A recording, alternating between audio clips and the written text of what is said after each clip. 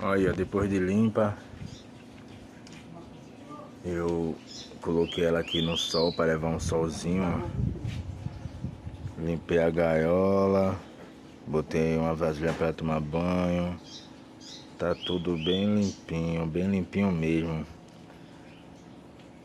Bem limpinho mesmo. Tem que deixar assim, ó. E vamos ver, né, como é que vai ser o comportamento dela daqui por diante. Ela vai ficar aqui levando um banhozinho de sol. Tá com as unhas cortadas. Tá aqui, ó, com o Vitagoldzinho.